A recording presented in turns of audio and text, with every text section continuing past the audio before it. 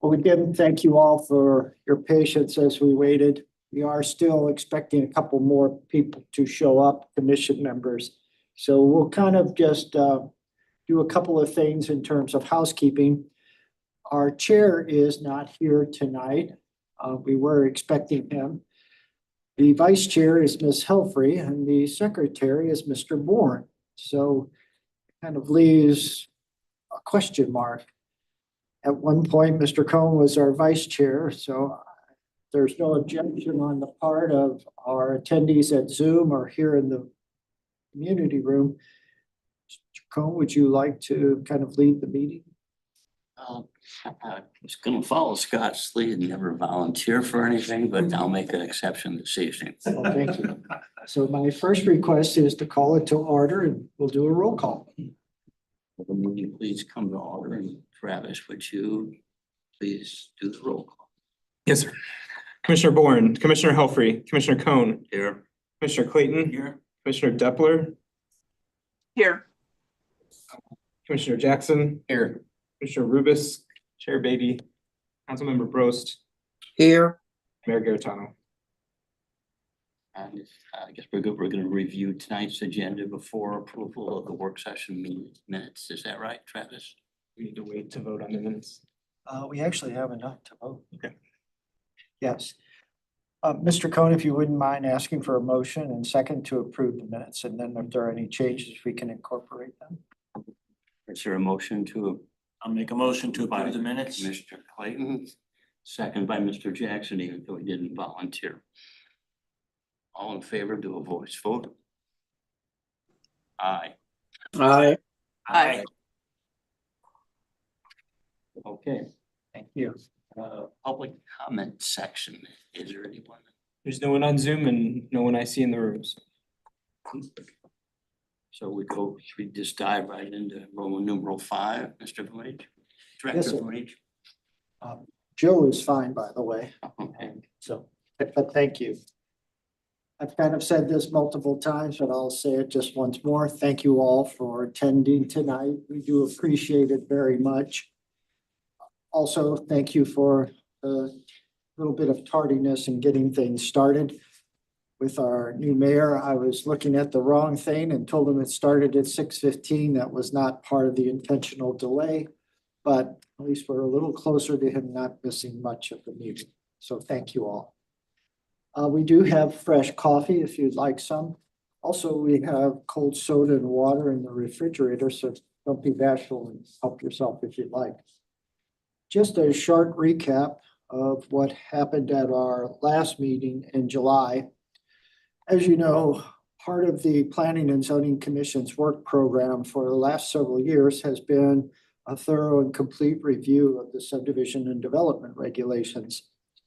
And I've kind of described the subdivision and development regulations as kind of the less fancy set of land use tools that we have relative to zoning and the zoning ordinance. We talk a lot about zoning and the impacts of zoning on neighborhoods, roads, bridges, streets, the environment. But once the zoning is in place, for all intents and purposes, the subdivision and development regulations kind of take over. And they give us the recipe to make sure that all of these improvements that go along with the project are done to a set of specifications. And also importantly, it gives us the requirements to ensure when lots are adjusted, created, platted, they're done legally so that for as long as they may exist, they can be legally transferred and no questions would ever arise about the boundaries, the area, etc. So although we don't talk about the regulations a lot, they are very, very important.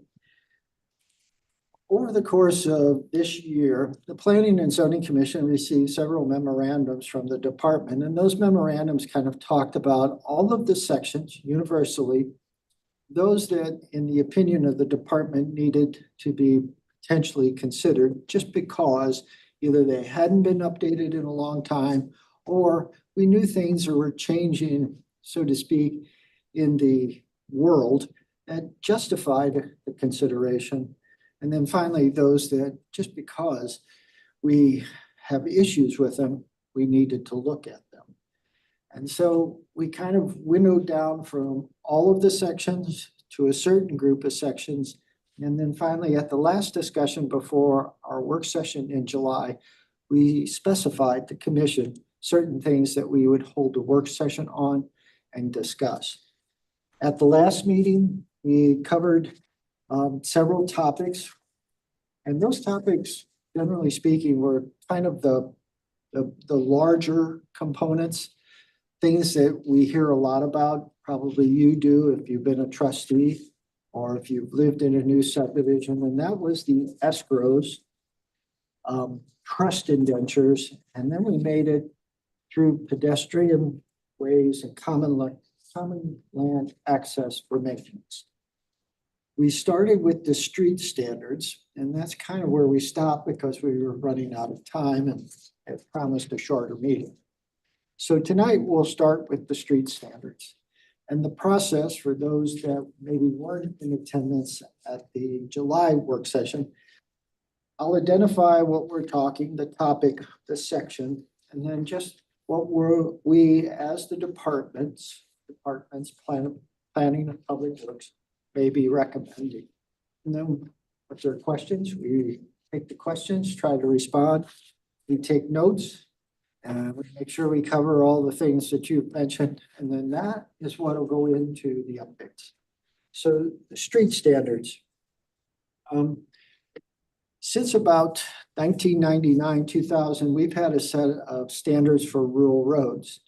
Prior to that, St. Louis County did not. So in large lot, single family subdivisions in NU, non-urban resident district zone areas, there were no standards. You as a developer had to dedicate a 50-foot wide private roadway easement, but what was contained inside that easement for access purposes really didn't have much direction. And so when the city incorporated, that was one of the first things we heard, is just the deplorable condition of roads in the rural areas and just the problems for emergency access, response times, property values, et cetera. So we created the rural roadway standards. Rural roadway standards necessarily have not been updated since around that 2000. And so the Department of Public Works will be asked to basically take a hard look at them. And then whatever changes, those will be forwarded to the Planning and Zoning Commission, and then ultimately become part of our new street standards if changes are warranted. And what we want to make sure is that in any section that reference them in the subdivision and development regulations, the new wording is included. Also, Mayor Garitano mentioned at the last meeting two things relative to streets. The first was parking on streets, which led to the second thing, which was the width of streets. In terms of the widths of streets, I did talk to Chief Rod Cook, the fire marshal at Metro West Fire Protection District today, and we kind of went through the hierarchy or the widths. And so this is as of today. If a street from back of curb to back of curb is 26 feet in width or less, parking is restricted on both sides. They're fire lanes. If it is 26.1 feet to 32 feet, parking is restricted on one side, one fire lane. And if it's over 32 feet, then it's parking on both sides. Are you saying, all right, it's 26 feet, no parking, but 26.1 you can park? Yes, So 0.1 gives you 9 feet of width or 10 feet for an automobile? like I say, there may not be an incredible amount of logic behind all of it, but I wanted to verify because when it was discussed at our July work session, there was a question just like that. Is that really the case? And it is. Well, I don't know if you're done with talking about parking standards, but Go ahead. certainly I have a lot of opinion on the matter. because Public Works struggles with this very item, and the fire district presents this as a code that they follow. It's not a code that we necessarily follow directly. And they consider it to be important from a safety perspective, from a response perspective. But they don't balance all the myriad of concerns that we balance as a city relative to the issue of use of our roadways, access to our roadways, parking, all sorts of things that come to play. So I think that needs to be considered. I also, as an engineer, as a civil engineer, I'm going to put my hat on here and say that fire marshal, and I don't know of anywhere where fire marshals are involved in dictating street standards. It's just not something that's normally done or typically done, in my opinion. And I might get some pushback by saying that, but I've been in practice for over 35 years now. And I've never seen it before, but they are putting a standard that they're aware of. I've never seen the standard. I've never heard it spoken to in any professional webinar, any professional publication, anywhere, frankly. So I wanted to add that perspective to this. I know they've been bringing this up quite a bit over the last, I don't know, a good 5-6 years or more, probably. Yeah. And I'm not saying that it's irrelevant, that we should ignore it. I'm just trying to add some nuance to it a little bit from the department's perspective. And the fact of the matter is, we are not compliant with any of these standards. Probably on most of our streets, the vast majority of our streets, we do not comply with this standard that they are proposing that we consider. So it's one thing to say it, it's another thing entirely to implement it and to enforce it. And in my subdivision is probably a perfect case in point. We've got 26-foot streets and we got parking on both sides of it, and people manage and they do complain, but they don't complain enough that they really want to limit parking entirely. And that's really what they're saying, is that we should limit parking entirely on a 26-foot roadway. So. And just as a reference point, the 26-foot wide width back of curb to back of curb was St. Louis County standard. And so they did not adhere to any of the fire code requirements. So that's why Rick is absolutely right. Most of our streets in existing subdivisions were done under St. Louis County standards, and that's 26 feet. So sorry. Just wait till you're called on. Yes, sir. I have a question. So as part of site plan approval, we always get comments from the fire department. I understand they're just comments, but not something that we have to adhere to. Well, how about this? With new urbanism, particularly in town center, and that's primarily what we're talking about here with regards to these street widths. Our consultant, Andres Duani, and others had always argued our streets need to be narrower, because narrower streets are safer streets. They inevitably slow traffic just because of the perception, and for the most part, then are more pedestrian friendly. Estates at Bordeaux or East Avenue, that's only 22 feet in width. It has restricted parking on both sides. And what we hear a lot, as Mayor Garitano alluded to in July, is what happens when somebody has a party? You know, there's only so many garage spaces and there's only so many spaces in the driveway. Where do they go? And that's the downside to restricting parking on public street. Not so much that we're encouraging overnight parking, consistent parking by, let's say, the teenage driver in the household. But what we're saying is there's just times when you have something at your house and you need parking. Therefore, if we were to go with the fire district's approach at 26 or less, and we'd be telling people in that particular subdivision, you got to figure it out. You got to get everybody in your garage and driveway, or your neighbor's garage or driveway, or find us another solution. This is going, excuse me, going forward, we can't retroactive change anything. But tonight, we're going to decide what like a minimum roadway width should be, and then define how much parking can be done on that roadway. From the department's perspective, and I can't speak for Public Works, but I would rather have on-street parking for special occasions and let's say the normal day-to-day visits by, let's say, UPS, FedEx, Amazon, the plumber, the electrician, than restricting parking and then having to consider potentially more spaces on a lot. It's a two-car garage, but we create a third set of bays. And I don't want to do that. Because then we lead into all of the stormwater issues. You just covered everything that I wanted to point out that we go through. And everyone knows my opinion on things in general is if we can lock these things down so they do not come to P and Z, always the better, right? That's always been my opinion. Sometimes you don't want to hem yourself in under a regulation and give yourself flexibility, but forever and a day, we have someone building a subdivision.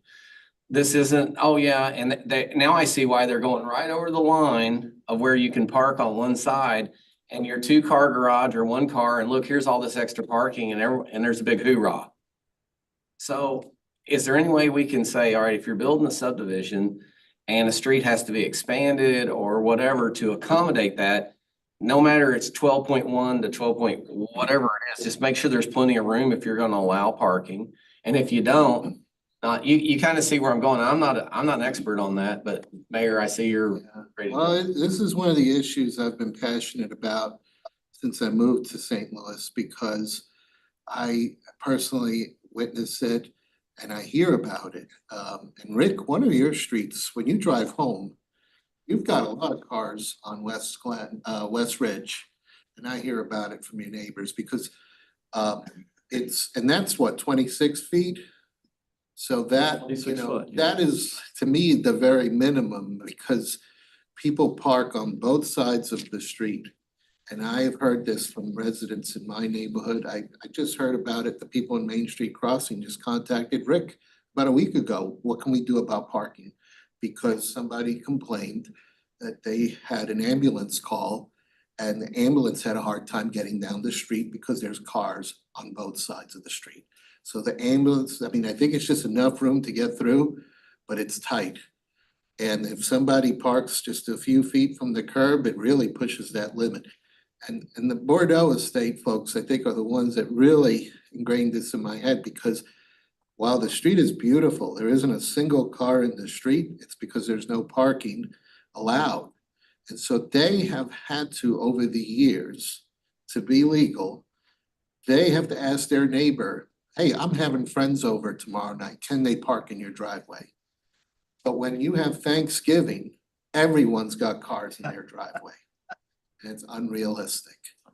So I think that narrower than 26 feet creates an unrealistic situation in today's world. Everybody's got at least 2 cars. And if you have a child that's driving, a teenager or older, there's 3 or 4 right there. And, you know, you can't, if you prohibit it, I mean, what's the option? You know, do I have to tell them you gotta park down at the garage at City Hall and walk home?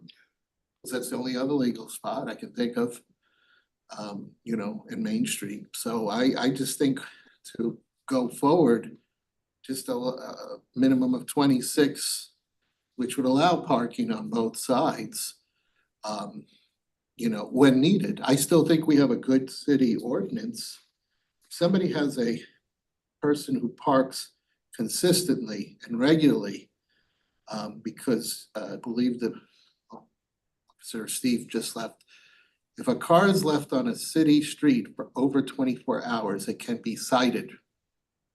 So we do have a method of making sure nothing becomes a permanent spot.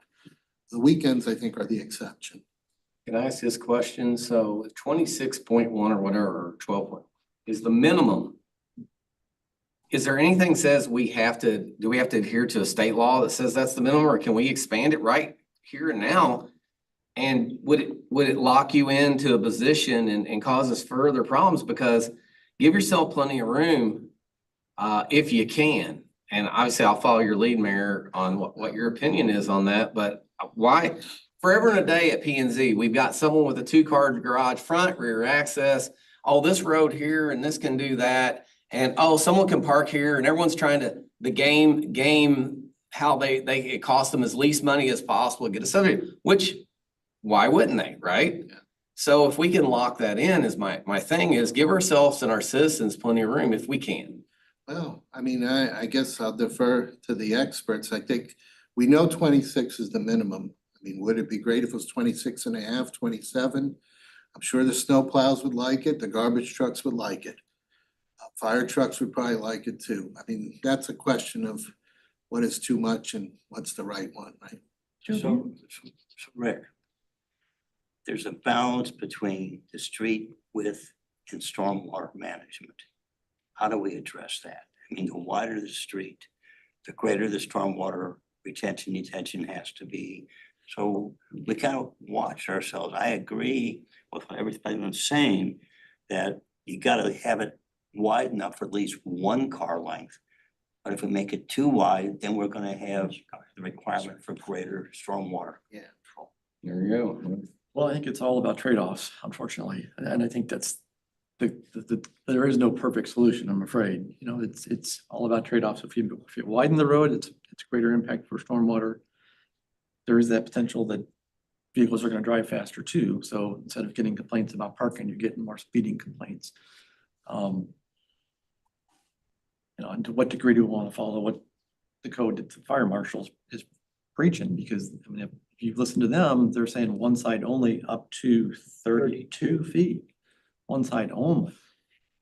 In 26 foot, 1 inch to 32 feet, one side only. So the fire code, I missed that part. The fire says that you have to have a minimum of 32 to have parking on both sides. Yes. So we're not doing that today. So Rick, what So would be? that's why I was speaking up Yeah. on the contrary side of that, because I see a lot of problems with that. I really do. What would be the optimum under your opinion? Well, I think you certainly get complaints now when people park on both sides of a 26-foot wide street. There's no question. It would be better to have a couple more feet to get vehicles through, you know, because if people don't park right up, and we do have ordinances against it, but if they don't park right up against the curb on both sides, or they have a big truck, it's usually a combination of factors. You know, it's the big truck and the guy doesn't park right up against the curb. Next thing you know, that center lane is fairly tight. It might even be the minimum, but nonetheless, you're poking through as a car, and I'm sure the emergency vehicles are doing the same. A foot, 2 foot would probably go a long ways, frankly, in that regard. I mean, I don't think we want to go to the point where someone might question that, oh, is this a 2-lane? You know, assuming 2 parked cars, is it wide enough for 2 lanes, but maybe it's not? So maybe it's that extra foot that gives you half a foot on each side of the car traveling down the street, which is probably plenty, 5, 6 more inches through on both sides. Well, if we, That would be 27 feet. I'd probably cheat and go up to 28. Well, to help me get a little more perspective on the visual, Deerhaven that I've been, how wide, you know how wide that street is that I put in? The rural roadway standards for you was 20 feet of width from So my street's 20 feet wide, edge of asphalt to edge of asphalt. but I put in, I believe I've got a 50-foot wide easement. Yes. And again, the logic behind that is that's your utility corridor as well. True, yes. And so not knowing, so you've got a 20-foot street, which leaves 15 feet on either side. We also want you to do stormwater swales or some type of stormwater management within that 50-foot wide area. And then we also want you to put your utilities there. Sure. Make it easy as possible. That's why it gets a little wider. So tonight we want to try to establish a minimum width. Is that one of our goals this evening? That's one of my goals, because I think if we, we have several projects, maybe it's a little too late for the reserve, but we've got some others coming up on Etherton Road. I'd like to think that we'd be in a position to basically implement this as soon as possible, so we do start addressing residents' concerns. So are you gonna make a recommendation? Pardon, sir? Are you gonna make a recommendation? You want 28? Because I'm a novice, I wouldn't know, but Rick seems to know and Mayor Garitano seems to know, Mr. Cohen seems to know. So I'm gonna rely on the experts here. I know in 26, if you're coming up in the street and there's two cars, you're slowing down because it's just enough to get through. You're crawling All through. through it, yep. But, people don't like it, it's easier when you have just one car, you can go around it. So I think at least you're probably looking at 27. Yeah. To give you half a foot on, more on each side of the vehicle. The one thing that might be playing a little bit into it in Main Street Crossing is the fact that, our standard is the vertical curb. And a lot of those county roadways have the rolled curb on it, and those rolled curbs are lower, and then people will tend to park up on the curb a bit. So effectively, if that barrier curb is out there, it's 6 inches in width, you're taking away a little more room potentially if they park away from that vertical curb. So that might be part of our consideration, is that we said if you're using vertical curbs, it might need to be a little bit wider. Maybe it is 28 feet. Versus we might be able to live with 27 feet if it's a rolled curb, but we're not really following that. So Rick, you're suggesting not to have a vertical curve, but more of a rolled curve, so there's a little, I guess you call it forgiveness. And that might also help with stormwater runoff. I don't, as a guess, I'm not sure. What I think Rick said is if we have a vertical curve, we go to the wider width, 28. If you have a roll, we go to 27.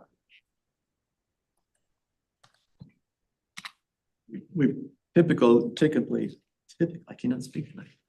You do fine, We've, sir. we've moved towards the vertical curb standard in town centers, I think. Right, but, which also leads to more maintenance. Well, and there's a rationale for the rolled curb. It's part of that aesthetic as well. And it protects pedestrian better in principle. In principle. So again, remember new urbanism is all about de-emphasizing the vehicle, emphasizing the person that's not in the vehicle. And then the 16-year-old still drives 70 miles an hour down the Well, street. Yeah. You can only do so much, but here's the other thing that, again, other things that I think we need to do in future developments. Given the topography out here, and that oftentimes projects that are proposed, particularly residential projects, are on a very narrow ridge line. We've gone with a 40-foot wide right-of-way, whether it's private or public, which packs everything in. And then one of the things Rick and I have to push and pull on is the tree lawn area. The tree lawn area becomes the flexor. And so instead of having a decent tree lawn area in terms of width, 4 or 5 feet, we're down to 2 feet. And the trees, they do okay. Tree lawn.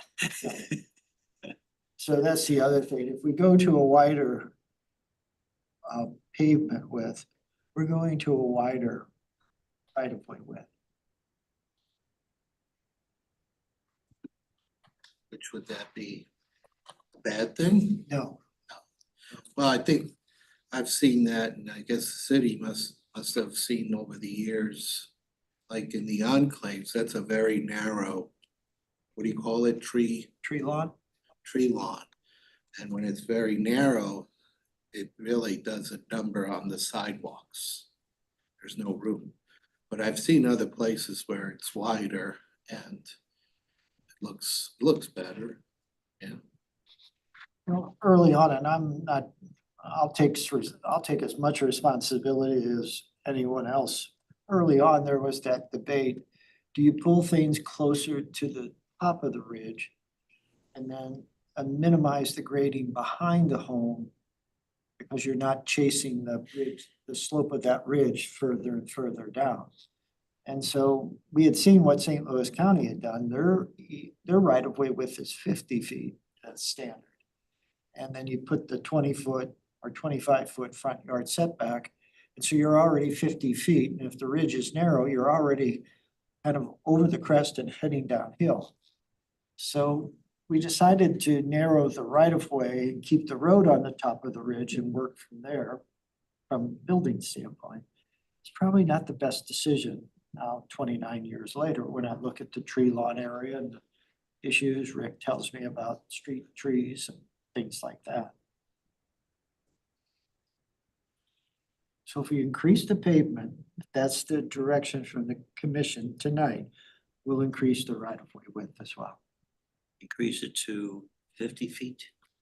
And I would say anywhere from 45 to 50. I'll let Rick tell me what the optimum is.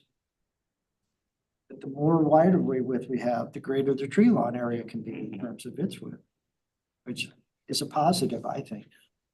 In a private subdivision, regardless of the right of the lot line still goes to the center line of that right of way. So it doesn't affect the zoning as to minimum square feet.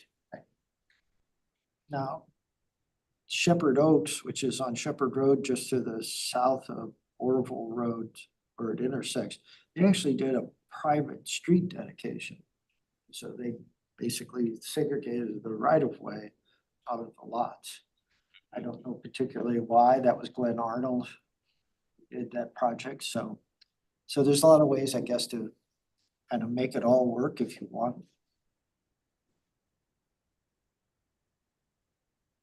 So here's what I've got. If you use a roll curb, the minimum width would be 27 feet. If you use a vertical curb, the minimum width would be 28 feet. The right of way, depending on the circumstances, would be anywhere from 45 to 50 feet. So if we pick one of those, this is a multiple choice to a degree. Well, I was Or going do to we have, or is it more site specific? You know? site specific. And the fact that we do almost all of our projects with some type of overlay district or plan district, or we have that authority through the subdivision development regulations, we can tailor things to fit the circumstances and not just use one size fits all. Ms. Depler has her hand raised.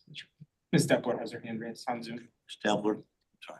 Thank you. I mean, I just wanted to add a few points. I did like a quick literature search and it looked like, it seems like more the consensus these days, or it's 28 feet is kind of becoming a more of a consensus in like some of the planning sites that I looked at.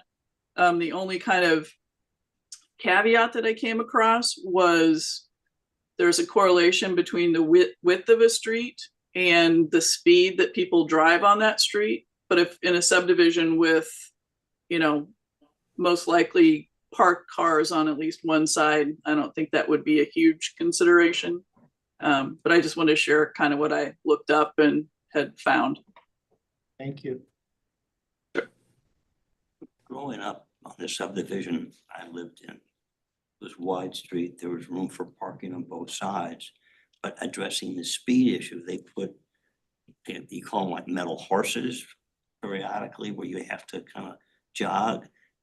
Would that be a problem for the fire department? Or is that something we don't even want to consider? Rick? Mr. Cohen, that is not something we've done in the city of Wildwood just yet on public streets. I mean, those are kind of things that might more, you have to be considered perhaps on private streets, I suspect. Or we try them on public streets potentially. But I think you're kind of hitting on the concept of traffic calming. And I think that's one of the things that more and more, I think, it's fair to say when we're designing a subdivision that's it should be something that is considered, in my opinion, and I think that's shared by Joe, disagree that we can. We know there's certain locations that are more apt to encourage speeding traffic. So if we can do our best to avoid those situations, to limit those problems up front with the design of the subdivision, all the better. question. Miss Depler just possibly gave us all the answer with her expert research.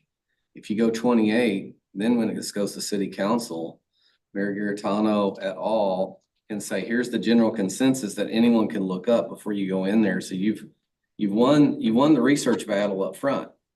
And then if someone says, I want to go back to 27 or whatever, you guys could take it from there. So in my opinion, you ask for what you want and then settle for that would be your settle position. My 2 cents, right? I'm not an expert on all this, but nice job, Ms. Depler.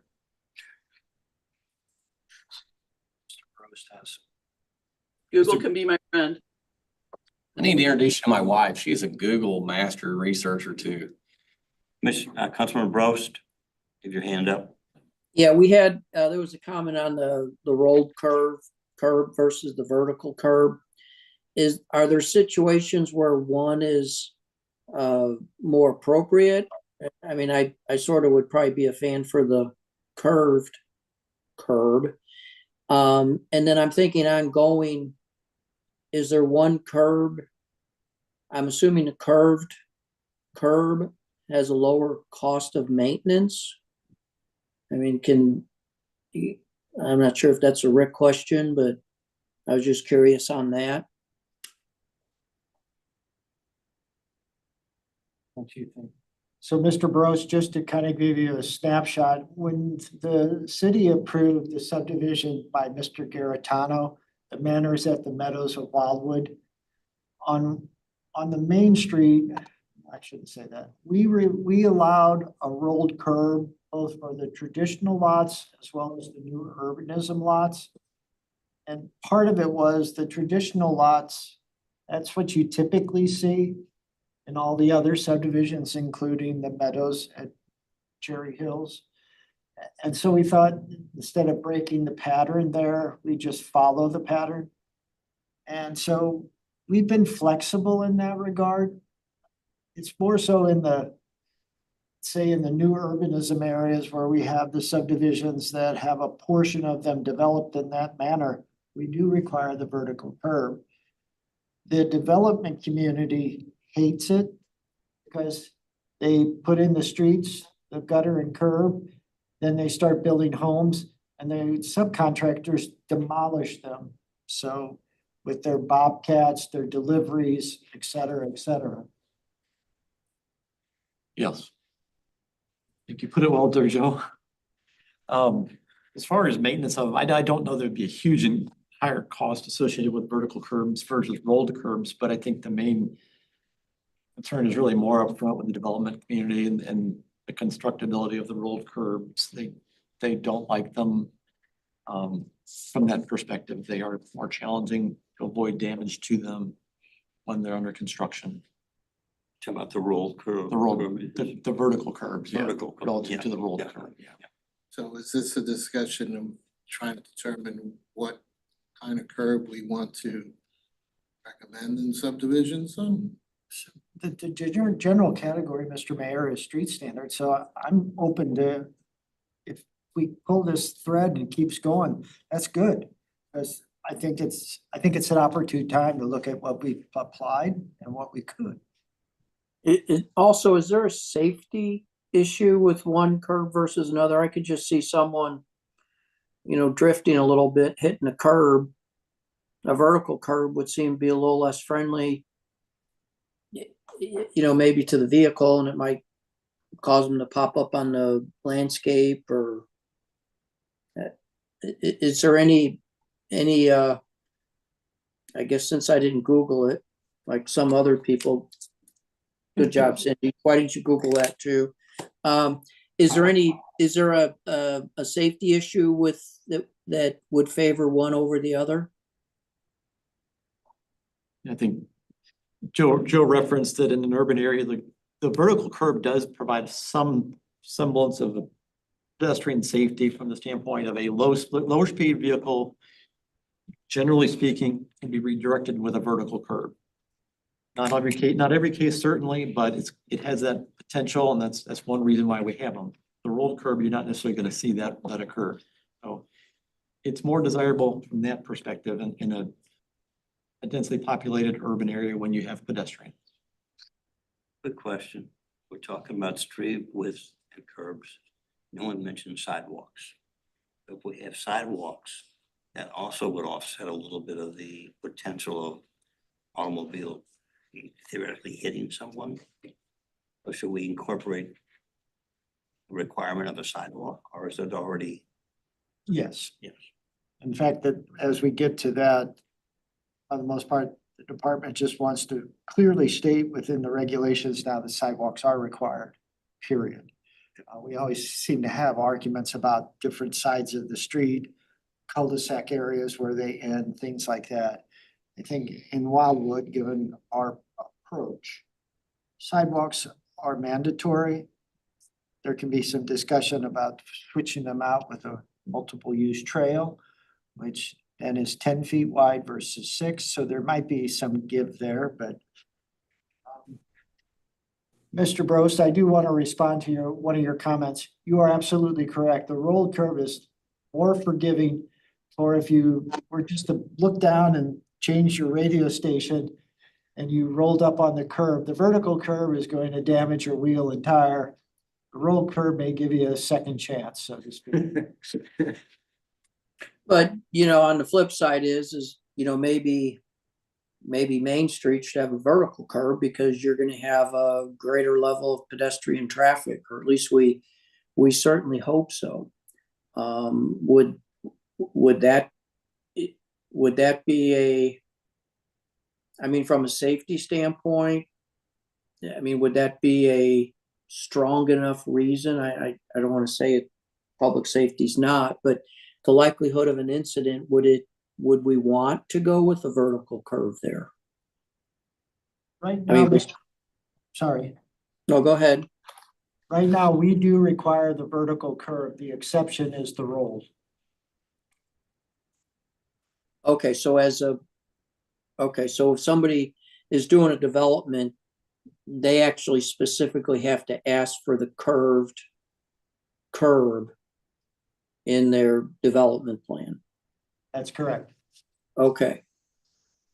And I assume we are friendly enough to tell them that. We have, and oftentimes the engineer brings it to our attention, well, very early in the process. We've done only, I think, 1 or 2 exceptions in town center. And in each of those instances, they've been more traditional homes with front entry garages versus the rear entry types. Okay. All right. Well, thank you. You're welcome. So would it require any changes if we went, with vertical in the town center and then outside of the town center would allow the rolled curb? That's what we do now. All right, then, And then no curb in the rural areas. I don't think a change would be necessary. I do think the safety of the vertical curb for vehicle that may lose control, someone has some kind of medical thing, the tire will hit the curb and hopefully stop. Or if the car, drifts away, it will roll into the curb and stop there with a vertical curb. Whereas the rolled curb, they'll just kind of go over it and keep moving forward. Unless the car is going really fast, and then it jumps the vertical curb. And it doesn't matter.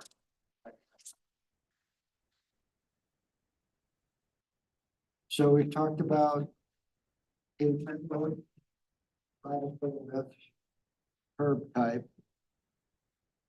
And we kind of touched upon traffic calming and there are several instances where we tried traffic calming. We would add these little bump outs along this edge of the curb. We had rumble strips in the middle, things along those lines, and for the most part, we had to take them out.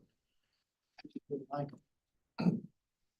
What about what is currently in Colby Manors? Those little medians periodically down a long street like that. We've added those in a couple spots where we've had some speeding complaints. Could that be something that we could require so that later on the city is not stuck having to pay for installing them and addressing problems that hopefully we could avoid from the beginning? In the right of way, we can pretty much ask for anything that's related to public safety. I think maybe that's an opportunity for us to look where when a proposal comes before us and you have streets that look like they have the potential for future speeding issues, that we can just upfront ask that they include some medians, because Colby Manors, that's an example. I wish there was a picture. I don't know if you can pick one up, maybe Street View. That, you know, those little medians, sometimes it's enough where you're familiar, that's your neighborhood. And in fact, a lot of the enclaves has a little bit of these medians as you turn into the streets. So that would be great, because I feel like then later on, after it's been turned over to the city and several years have passed, the speeding complaints come to us. Then that's one of the tools we look at. But it's costly. Yeah, those are that kind of a traffic calming improvement, if we can implement it, I agree 100%. You know, those are locations where you might have a straightaway, a downgrade. You recognize that you might have people accelerating. If we can incorporate those kind of features into the roadway, all the better. Sometimes it's not as easy as to implement it as you might think, because you have situations where driveways are in the way and other features conflict with the desire to do that. But where we can do it, I think that goes a long way. I think it can be done as part of the beginning, and they're landscapes, so they look nice. You add some greenery to the street there. Travis, maybe you're getting there. Yeah, there's an example there. I want to zoom in and get closer to it. But that kind of shows you how when you're driving down the street, you gotta slow down to go around. And it is a long, straight downhill stretch. And you're not gonna make the same mistake that you made turning right out here where it's all broken up. I don't even drink anymore, and I've almost ran over, I don't know how many times. That's a rolled curve too, right there. Our speed bumps, I know the emergency vehicles don't like speed bumps. But, you know, Old Fairway or Fairway is, it seems like it's picking up a lot of more traffic. I don't know if there's something going on elsewhere that cars are coming down, but it's a steady stream almost in the mornings and the evenings, which it really didn't used to be. And I don't know if the police kind of hang out there pretty regularly and control the speed. So, I don't know about those speed bumps. They're not poured into they're just rubber that you stake them in, and I don't know. We've experimented with, I guess I would call them more or less speed humps, speed cushions. We haven't had a lot of success, quite frankly, we haven't done speed bumps, but speed humps are the more graduated applications. They're longer and they're lower. And generally, emergency services will agree to allow those. At least that's been our experience, I think, is that. And you've had success with those? I don't know if we've had limited success with them, I think. Again, a lot of the ones we've implemented were really more speed cushions. They weren't full width. Over on Old Fairway, we had an installation there. Learned a little bit when we put that one in some time ago. So I think everyone we've installed, we've learned a little bit more about how to use them potentially, and you do have to think it through and be strategic in implementing them. Because again, not everyone wants one in front of their house. Downsides with them too. So it's not a no-brainer. You have to think it through and put them. They are a tool in the toolbox, and they can be effective to use them. Yeah, Fairway has no residential homes on Fairway, so they had two of them there at one time, and when they repaved the street, they didn't get put back in. Doesn't the village of Brightleaf have that type of graduated bumps? As well as, I guess you call them all kind of roundabouts. So on Taylor Road and Brightleaf, we have the two roundabouts. We have the roundabouts, and then we also have, I believe, two crosswalks that have essentially the raised speed hump incorporated into the crosswalk. Where's that at? Raised crosswalk? Probably don't even realize it because they're very subtle. They're right, Well, at 90 miles an hour, you can feel. in a Corvette at 90 miles an hour, you can feel it, yes. Bottom On out. Taylor Road and Brightleaf, yeah. I think that's something that's becoming another popular tool, the raised crosswalks. And I think we're looking at that. Oh, yeah, potentially in, that's it. Yep, there it is. Is that it? Yep. I think that's an opportunity to require in subdivisions because everybody's got a speeding problem on their street. So Especially when you anything get we can do that to many homes. avoid that or prevent that, it's. We do something. So in the new reserve has got a number of those actually in the current plan. So I think that's one real positive of that site plan right now, is that they're incorporating. Tell us the width on the reserves. What are they doing the 26? Are they doing narrower? I don't Well, it's, recall. it's kind of an odd thing, and Rick and I are still, along with Melanie, Travis, and Brendan, kind of looking at it. Originally, they wanted to do kind of an unusual cross-section. They had bioretention swales on each side. And the bioretention swales would contribute to the overall stormwater management. And so what they ended up doing, they had a 30-foot wide right-of-way. And then on either side, ended up being, I think, 15 feet for the bioretention swales, landscaping, and then some of the Utilities have to go in there. well, we were gonna put the utilities in the 10 to 15-foot wide easement Oh, from the front property line into the lot. So, as you know, just from conversations, bioretention basins, we're just struggling with them. They're hard to maintain.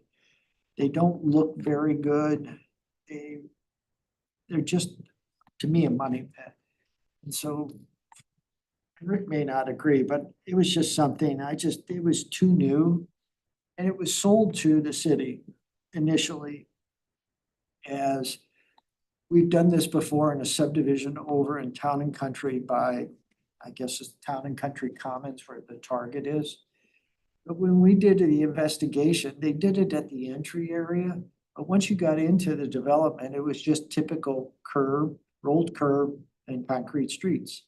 It's like, well, that's not a very big application to basically do 115 lots on.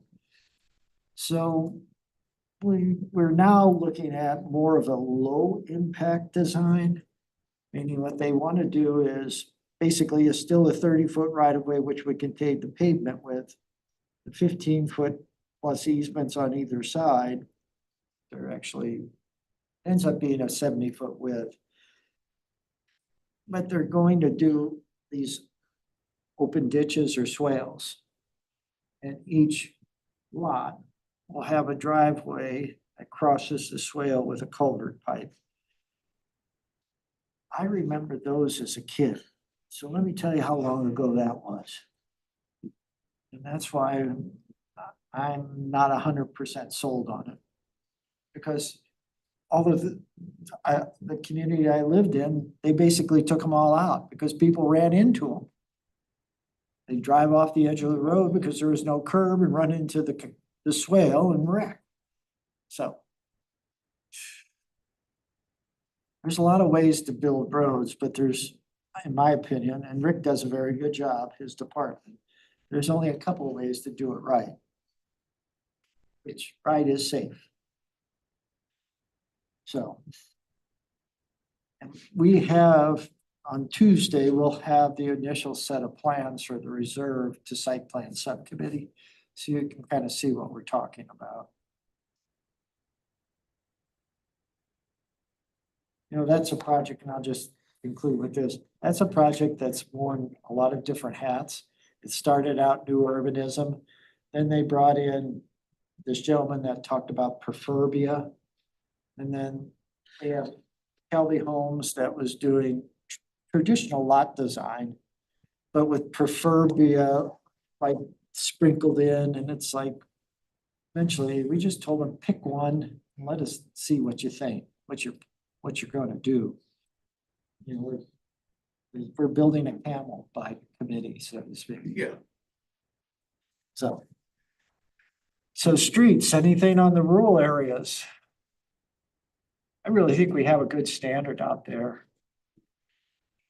The 20-foot width isn't overly wide, but it accommodates 2 passing cars easily. It accommodates stormwater runoff.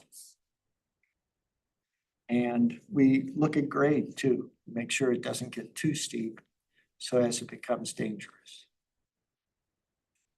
So the rural area is 20 feet wide and the right of way is 40. 40. And that, of course, is 3-acre minimum. Yep. Does that include private streets? Yes. And again, just as a footnote, that was one of the things the corporators heard is just, yeah, they did build an asphalt street, but by the time they sold the lots and built the homes, the street was demolished. Because it was just, you know, a couple of inches of asphalt on.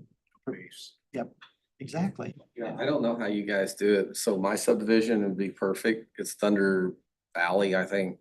I'm on Thunder Mountain Road, Thunder Valley. So it's off of Alt and it's you take the right just before you get on 4B to go to Camp Wyman. You can squirrel back in through there. I'm gonna get a measurement now. I bet it's 20. I wouldn't mind the roads being a little bit wider, but the HOA covenants and everything tells you like people have to get permits and et cetera, because we've had some construction and it's actually taken a toll on our road. Oh, sure. But it was built really well. But yeah, so that would be an example of what you're talking about. I'm not sure if it's. I actually think your streets are narrower than 20. Yeah, it could sure stand to be a little wider, but it must be grandfathered. I think as you come in, it's the widest portion off of Alt Road. And then it kind of, as you go back into it, Correct. because when we were doing the solar panels for that one household, we drove way. You went back. past my house. Yeah, and it seemed like we were getting narrower and narrower as we went. Well, I've also got a limb saw and I volunteered to take limbs down and I wore out. I've got about 3 more days of limb sawing because the foliage has come in and people, they just can't do it, I guess, and. It's nice of you. So are we at a point we need to have like a motion as to what we would like to recommend as to curbs, street Yeah. width and that, before we go on to rural? I was going to basically, on Tuesday meeting, have a few items identified for action. Okay. And so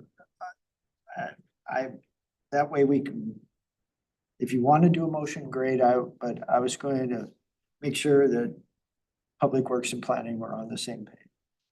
Let's go with your plan. That's okay with everybody.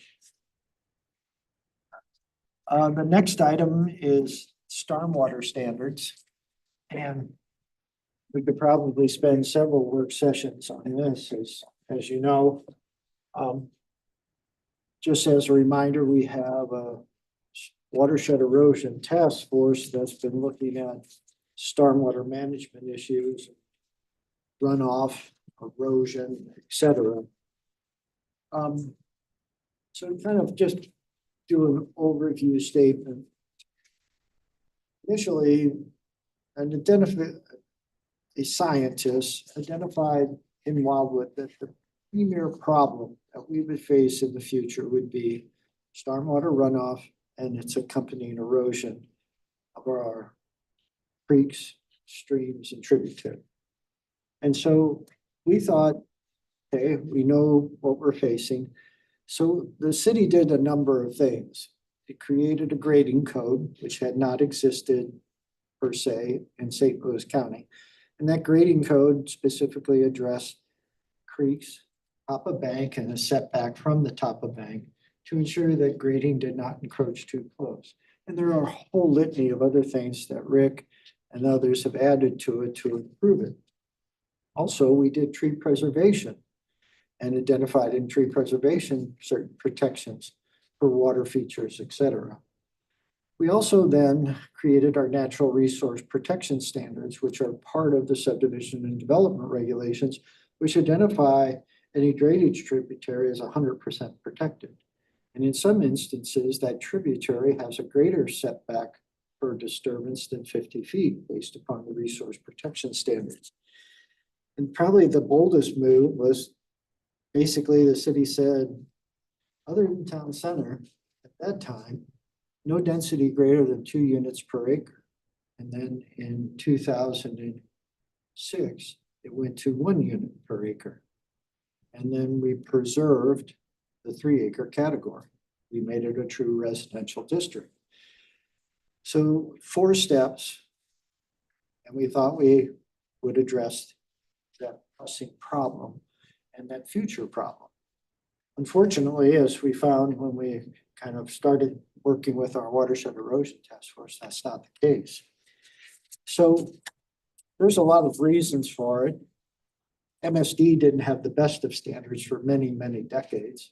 They do now have, I think Rick would concur as well as Travis and Melanie. They have a good solid standard. Good news too is the city can always require more. We can't require less or mandate less, but we can require more. So the first and foremost thing is we need to make sure our subdivision development regulations reflect current standards. And the charge to our city attorney, John Young, will be able to basically allow us to incorporate changes MSD makes without necessarily having to come back and always update that particular section. So I don't know if it's just or as amended, those kinds of legal terminology. We also, from our watershed erosion task force, realized that even in the non-urban resident district areas, we need to manage runoff, manage stormwater runoff. And so with a limited amount of authority, but some authority, we started requiring on 3-acre lots or greater, dry wells, bioretention, amended soils, rain gardens, a litany of things.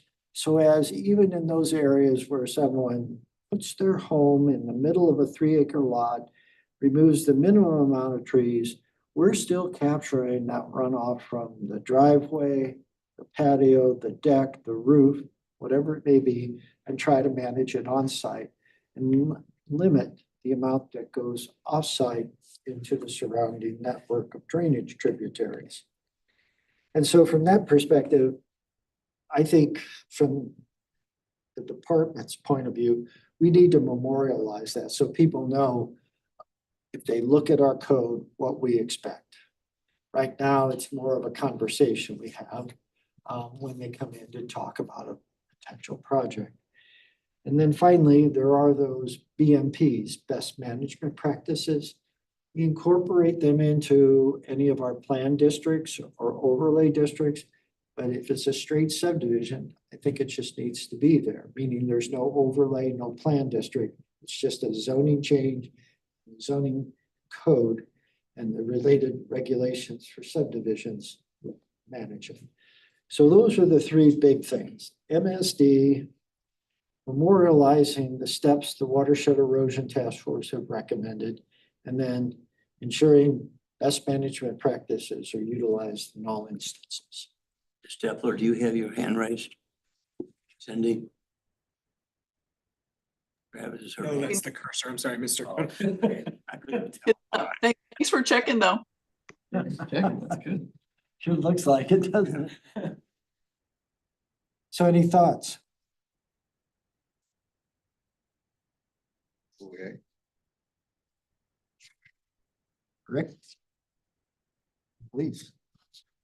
I don't know that I have anything to add, Joe. I think you said it quite well. I think there are some areas that Joe alluded to that we could strengthen in terms of Does requiring- MSD have the primary run of this? So I think what you have is All right.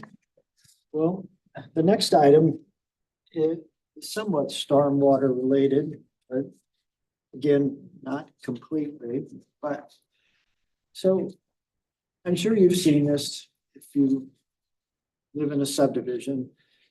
In the back of the lots, there's these squares that are called area inlets. And those are to capture stormwater runoff from the back of the ridge of the house, the rear part of the roof, and any impervious surfaces associated there, like the deck and patio. To get the water to those are called area inlets, those square boxes, so to speak. They're swales, so they're depressions in the yard that transport the water to the opening in the area inlet. Inevitably, we get calls almost every day. This area there's too much water. When it rains, there's water in it, and it's a problem. I don't want that water on my lot because it's coming from my neighbors upstream, or my neighbors blocked the swale and it's causing flooding, or someone's planted trees in it, blocks the swale, or they basically remove it and everything falls apart. The only way I know how to protect it is to place it in an easement. And so I'd like to add that to the subdivision and development regulation. Just like a utility easement, it would show up on your plot plan. But this is a stormwater easement for whatever, swale, you want to call it. It doesn't necessarily, let's say, stop somebody from doing what I just described. But if we get called out to it, the easement gives the direction we need to say you can't. Because the easement language would say it remains to remain unobstructed and provide access to the area inlet. So. I just have one question on this. State law, if I'm not sure about it.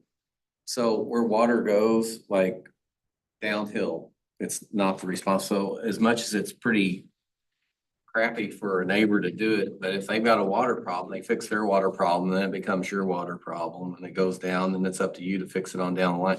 So can we do it would be the question on that part.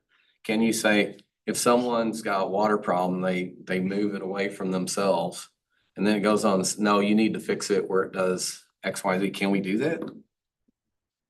Yeah, there's actually a state statute that Okay. identifies that you can't make changes to your lot that increase the runoff and damage to another person's lot. Is that in a municipal? Because I know in the country, I thought, State.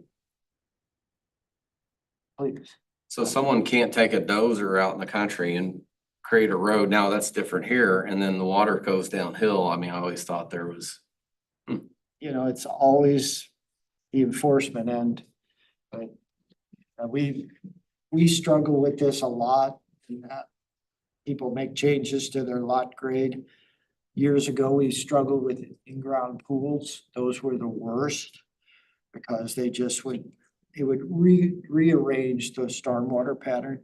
When Rick came on board, we started actually requiring grading plans for. Okay, great. Yep, and we had them reestablish the swale and put piping or, so we've gotten better over time, but like I say, I just think we need to have something when we get called out to a site, other than just a plan that says it's there.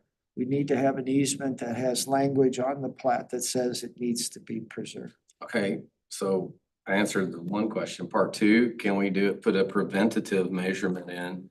Like it requires a permit if you're going to do certain types of work and it requires a permit. So we prevent someone from spending a lot of money until they do it the right way. Yes, we can put that in the script on the plat. Any alterations require review by Public Works and a permit. Is that your recommendation here? Okay, good. No. It sounds like it's done. Does there have to be a minimum distance from the home site? I'm just thinking that some of these could get very close to the rear of the home and basically, couldn't do a patio or really do anything at all.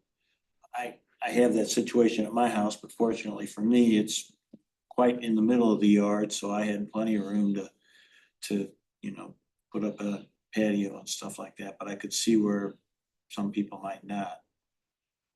Well, it's a very good point, and obviously you don't want to crisscross or overuse easements on a lot that it renders it almost impossible to do the things most people would like to do. And so part of it is the design of the stormwater management system for the overall subdivision, which is inclusive of the lots. Part of it is too, is recognizing when we see the plans that basically we want people to be able to do a deck, a patio, potentially some type of outbuilding or in-ground pool. So the best I can offer you is that maybe as part of this, we put a proviso in there that says there are exceptions, and those exceptions can be reviewed and approved by the Department of Public Works.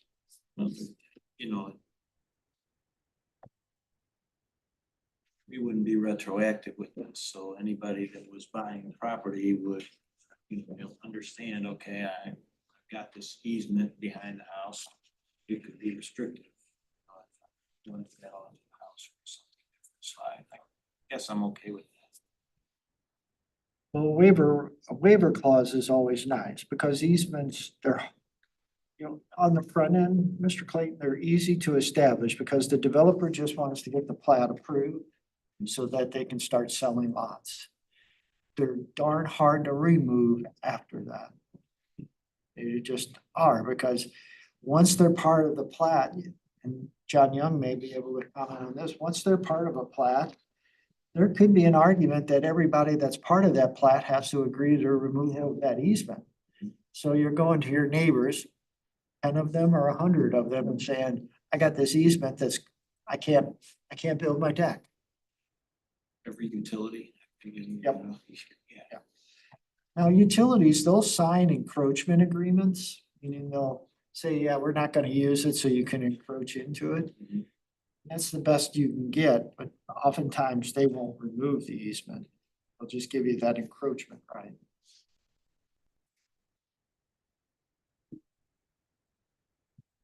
All right, we're about an hour and a half into it, so I'm gonna go, if there are any more questions on easements for stormwater. Thank you. The next relates to the disclosure responsibility for street and stormwater control facilities and their maintenance. And so I'm sure that over the course of your service on the Planning and Zoning Commission, you've heard people come to the podium and say, I didn't know we had to maintain this. I didn't realize these basins were our responsibility, et cetera, et cetera.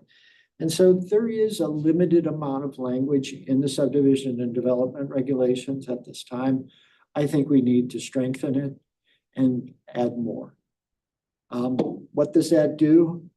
Oftentimes what's in the code ends up on the plat, and what ends up on the plat ends up on the plot plans that are developed for each of the lots when building is considered. So there's no guarantee, there's no sure way that I know of that allows us to be 100% sure everybody knows that they have this responsibility.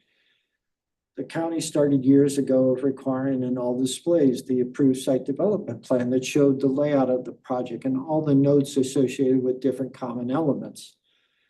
They thought that would work. It does to a certain degree. Then the city of Wildwood took that another further step, and we started requiring things on the plat. So as the plat language would carry over onto the plot plan. that works. It doesn't work great for the second or third owner. So I guess what I'm saying is there's some things we can do, but if I were to tell you it's going to work 100% of the time for the next 100 years, I'd be telling you a fib. So, but that's the crux of this. Can we require it in their covenant? We do put it in the indentures as well. We have that for our resource protection. We have that for some of the stormwater improvements of late. That was another recommendation from our watershed erosion task force. It's also this, I've focused on stormwater, but it also deals with private streets. Just making sure people know you're on a private street. It's not the responsibility of the city to maintain, it's your responsibility. This more comes under, I think, the collective of just being better at communicating what's ours and what's theirs. Any thoughts?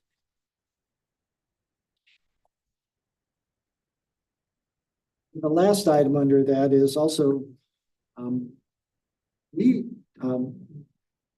particularly Rick and the Department of Public Works, we kind of, I think, focus extensively on floodplain matters and access. People like to think that a low water bridge crossing is great because, less expensive. But when they can't get in or can't get out of their home, they don't find it to be the same situation. And so from our perspective, we'd like to make sure that people understand this subdivision doesn't have flood-free access, or this portion of it. It may harm a sale of a lot, but I think that's okay. Because if someone's worried about unencumbered access, I think they should know.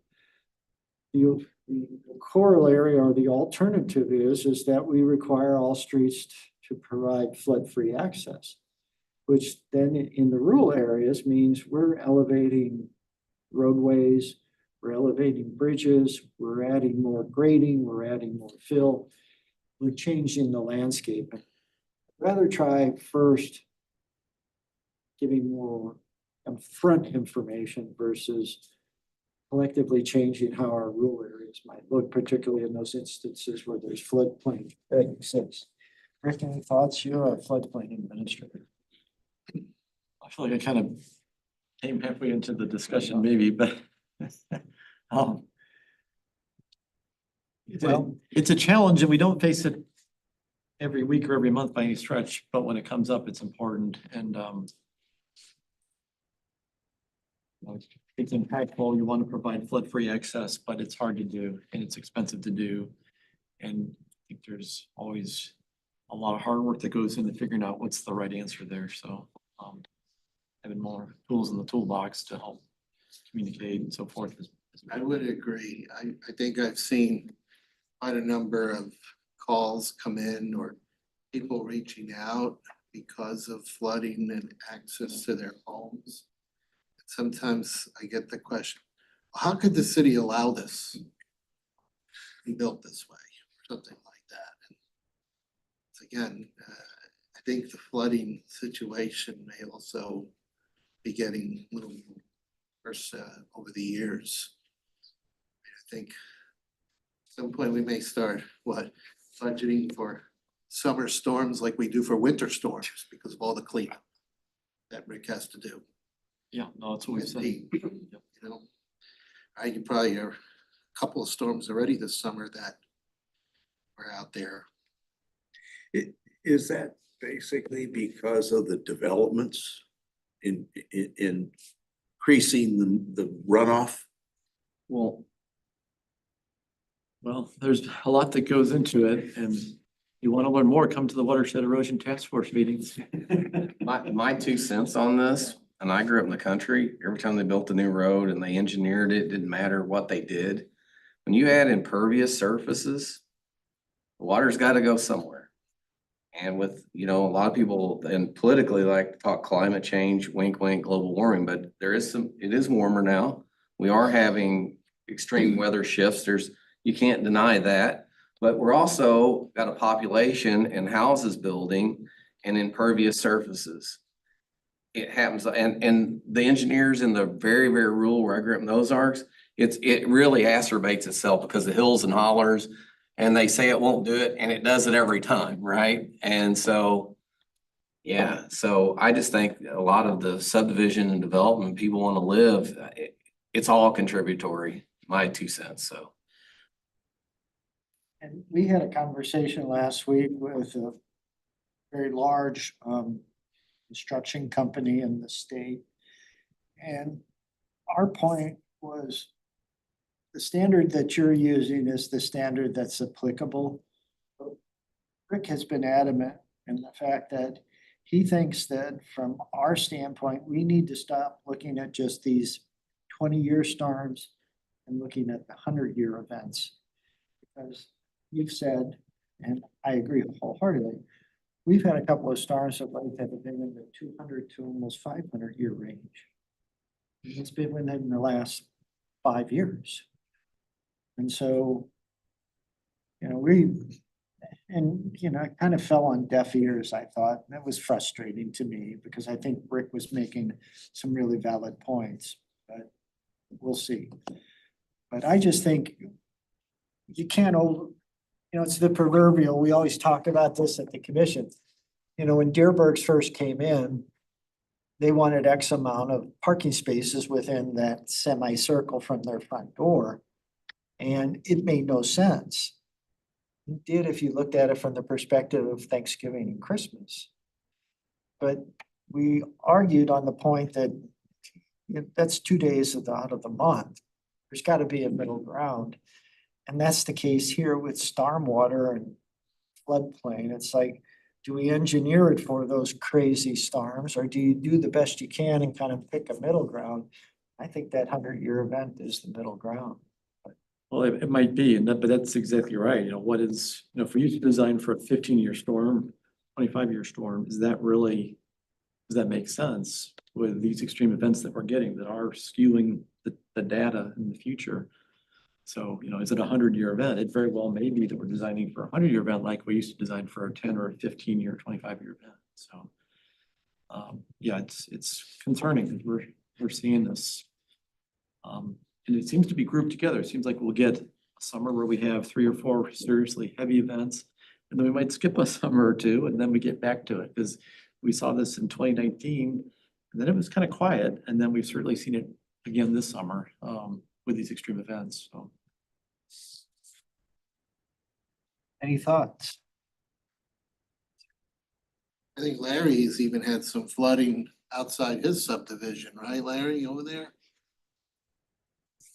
Well, I'd say it's almost regular, but I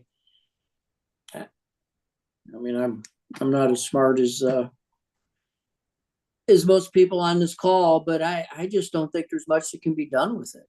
I mean, you pour 5 inches of rain into our valley, you're going to stay home for a day. I mean, it's just, I don't think you can. I mean, I think the good news is I think the flooding's come and gone, and I don't think there's been any residual damage like there was in the years past. But I don't get a lot of complaints about it. I mean, the creek along Wild Horse, it just collects a lot of water. And the Missouri River gets really bad, it'll start to, back up. But that hasn't happened for a while. So I don't think we could, if we went back 100 years and whatever, I don't think the development out in this area has impacted, the flooding in this area. But that's just my gut feel. I don't know if Rick or Joe, if you guys want to add to that. We just don't have that much development here that would say if we didn't put in 20 homes, it'd be better. Again, that kind of goes back to we memorialized the non-urban as a true district. So instead of just having it like St. Louis County be in a holding category, that would basically change as development creep from east to west, we've now said this is truly what we want. I like to think that it forestalls or stops many of the stormwater issues. But this year was a doozy for us, so I like. So I have a suggestion. We're about 7:35, so it's about an hour and a half. Obviously, we've still got 7 items to go. So I guess what I'm going to ask the commission is, would we like to conclude here? I think if we join again to do one last work session, the rest of it will go fairly quickly, but I don't want to rush it either. And then at Tuesday's meeting, I'm going to give a summary where we're at. So you can kind of see the decisions that are the directions, the consensus we've reached, and then come back and maybe try to do something in September with an October full recommendation. I got off the subject, but on the subject, you and I had spoke about another meeting in September to have a site plan review for the mixed-use development next to the movie theater. Can we set a date so I can get everybody on board for that? So here's the circumstance, and certainly I'm supportive of this because I think it makes it easier for the commission members and the staff that supports the commission, both public works, planning and administration. Sequencing sometimes is a real challenge when we are reviewing these large development plans, such as the reserve and the mixed use project that Greenberg and Kona involved in. And we were able to make things work to get the site plan subcommittee this coming Tuesday to see the reserve. We were about a week or two behind on the mixed use development, and that falls on the Department of Planning, and I've extended my apologies to all and to you. What I was wondering is if we could hold a site plan subcommittee either on the 16th or the 23rd of September. It would just be a site plan subcommittee. I really only need 4 members of the commission. And since I had talked to Mr. Cohn about that, I think Good News Brewing might be pretty close too. And we could double up and maybe potentially have the plan ready in October. I had a conversation with the owner of Good News Brewing, and he actually would like to maybe even do a soft opening around the holidays, which would be really neat, I think, for the community. So I was wondering what's your all's thoughts on maybe using one of our off Mondays in September to kind of help get our projects a little further along before we get into the winter season.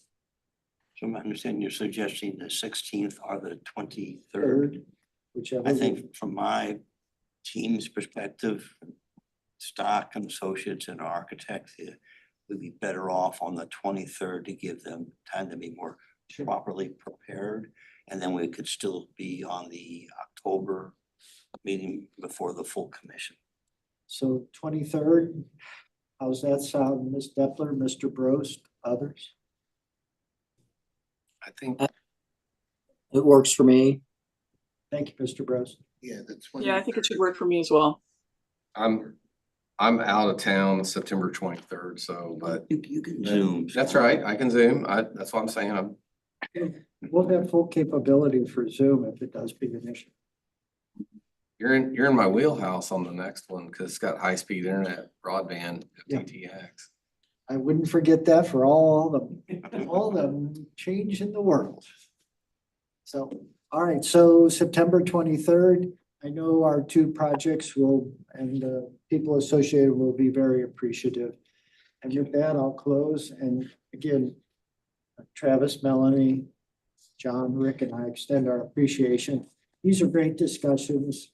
We learn a lot from you. Hopefully it helps you understand what we're thinking when we come before you. It's those sharp presentations because we just have to do it that way. So thank you all very much. And Mr. Cohn, I'll turn it back over to you. Is there a motion to adjourn, I guess, at this time? Make a Motion motion to by adjourn. Commissioner Clayton. I have a second. Motion by Commissioner Jackson. Voice vote. All in favor, say aye. Aye. Any opposed? Any abstained? Meeting's closed. Thank you all again and have a great Labor Day weekend, safe and fun.